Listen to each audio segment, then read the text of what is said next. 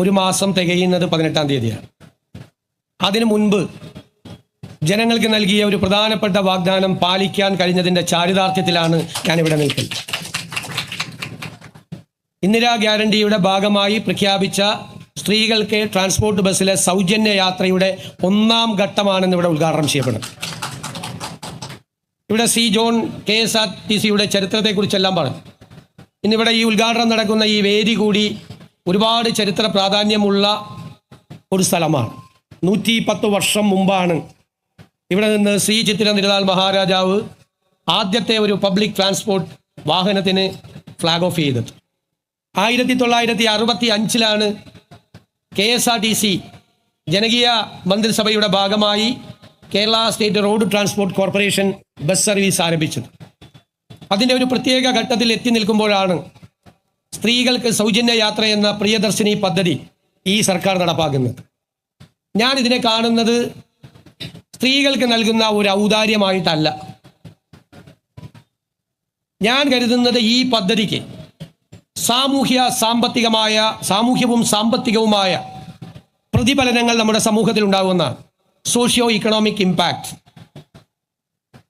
സാമൂഹ്യമായ പ്രതിഫലനം എന്ന് പറയുന്നത് സ്ത്രീകൾക്ക് അഭിമാനത്തോടു കൂടി സർക്കാരിൻ്റെ ഒരു വണ്ടിയിൽ യാത്ര ചെയ്യാൻ കഴിയുക. അത് സൗജന്യമല്ല. ഞങ്ങളുടെ സർക്കാർ, ഞങ്ങളുടെ വാഹനം, ഞങ്ങൾ ഇതിലൂടെ യാത്ര ചെയ്യുന്നു. എത്രയോ സാധാരണക്കാരായ സ്ത്രീകളാണ് KSRTCയിൽ യാത്ര ചെയ്യുന്നത്. വലിയ അലൂമിനിയം പാത്രവുമായി മത്സ്യ വിപണനത്തിന് പോകുന്ന മത്സ്യത്തൊഴിലാളി സ്ത്രീകൾ നഗരങ്ങളുടെ അപ്പുറത്ത് നിന്ന് ഈ നഗരത്തിലേക്ക് ഹോം മെയ്ഡായി ഫ്ലാറ്റുകളിലും വില്ലകളിലും 3-4 ഫ്ലാറ്റുകളിൽ പോയി ജോലി ചെയ്യുന്ന പാവപ്പെട്ട സ്ത്രീകൾ, കഠിനാധ്വാനം ചെയ്ത് രാവിലെ എത്തി സന്ധ്യ എങ്ങുമ്പോൾ തിരിച്ച് വീട്ടിലേക്ക് മടങ്ങുന്ന പാവപ്പെട്ട സ്ത്രീകൾ, വിദ്യാർത്ഥിനികൾ, ജീവനക്കാർ, പല തട്ടിലുള്ള സ്ത്രീകൾ, സാധാരണക്കാരായ സ്ത്രീകൾ, ആശുപത്രികളിലേക്ക് വരുന്നവർ, ബാങ്കുകളിൽ പോകാൻ വരുന്നവർ, സർക്കാർ ഓഫീസിൽ പോകാൻ വരുന്നവർ, എത്രയോ പേരാണ്. തൊഴിലെടുത്ത് ജീവിക്കുന്ന എത്രയോ പാവം സ്ത്രീകളാണ്. പലരും എന്നോട് പറഞ്ഞു, കണക്ക് കൂട്ടി പറഞ്ഞു, സാർ ഇത്രയും രൂപ ഞങ്ങൾക്ക് മാറ്റിവെക്കാൻ കഴിയും. ആ മാറ്റിവെക്കാൻ കഴിയുന്ന രൂപ എന്ത് ചെയ്യണമെന്ന് പോലും അവർ തീരുമാനിച്ചിട്ടുണ്ട്. നേരത്തെ നമ്മൾ അധികാരത്തിൽ വരുന്നതിന് മുമ്പ് അവർ തീരുമാനിച്ചിട്ടുണ്ട്. ഈ പദ്ധതി നടപ്പിലാക്കിയാൽ ഒരു ദിവസം എത്ര രൂപ സേവ് ചെയ്യാൻ പറ്റും, ഒരു മാസം എത്ര രൂപ സേവ് ചെയ്യാൻ പറ്റും, ആ പണം എന്ത് ചെയ്യണം. ഒരു സ്ത്രീ എന്നോട് ഉപദേശം ചോദിച്ചു. അപ്പോൾ എനിക്ക് ധനകാര്യം കിട്ടുമെന്നൊന്നും എനിക്കറിയില്ലല്ലോ. അന്ന് മന്ത്രിയാവുമെന്നും മുഖ്യമന്ത്രിയാവുന്നൊന്നും അറിയില്ല. ഞാൻ പറഞ്ഞു KSFEയിൽ ചിട്ടി കൂടിയാൽ മതിയെന്നും.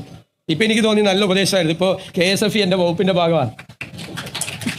ഞാൻ പറഞ്ഞു അപ്പോൾ ഒരു സേവിങ്സ് അവർക്ക് എന്തെങ്കിലും കാര്യത്തിന്, ഒരു വീട് വയ്ക്കാൻ അല്ലെങ്കിൽ ഒരു മകളുടെ വിവാഹത്തിന് ഈ തുക മാറ്റിവെക്കാം. പിന്നെ ചെലവഴിക്കപ്പെടുമല്ലോ ഈ തുക. ഇപ്പോൾ സർക്കാർ 800 കോടിയോളം രൂപയാണ് മുടക്കുന്നത്. 800 കോടിയാണ് ഒരു വർഷം സർക്കാർ ഈ പദ്ധതിക്ക് വേണ്ടി മുടക്കുന്നത്. 800 കോടി രൂപ KSRTCക്ക് കൊടുക്കുകയാണ്. അല്ലാതെ KSRTCയെ സാമ്പത്തിക പ്രതിസന്ധിയിലാക്കി നിങ്ങൾ കൊടുത്തോ എന്നല്ല പറയുന്നത്. പക്ഷേ എനിക്ക് ഗതാഗത മന്ത്രിയെക്കുറിച്ച് ഒരു ആത്മവിശ്വാസമുണ്ട്, അവരുടെ ടീമിനെ കുറിച്ച്. കുറച്ച് നാൾ കഴിയുമ്പോൾ ഈ പൈസ ഒന്നും വേണ്ടെന്ന് ഗവൺമെൻറ്റിനോട് പറയും, ധനകാര്യ വകുപ്പിനോട്. അവരുടെ ആ ടീം അത് നന്നായി ചെയ്യുമെന്നാണ് എൻ്റെ വിശ്വാസം. KSRTCയുടെ വരുമാനം അവർ വർദ്ധിപ്പിക്കും, ഒരു സംശയം വേണ്ട. ഈ പണം നമ്മുടെ കേരളത്തിൽ തന്നെ ചെലവഴിക്കപ്പെടും. ഈ പണം പല കാര്യങ്ങൾക്കായി ചെലവഴിക്കപ്പെടും. പല രീതിയിൽ ടാക്സായും അല്ലാതെയുമായി മണി സർക്കുലേഷൻ്റെ ഭാഗമായി ഇത് തിരിച്ചു വരുന്നൊരു ആക്ടിവിറ്റിയാണ്.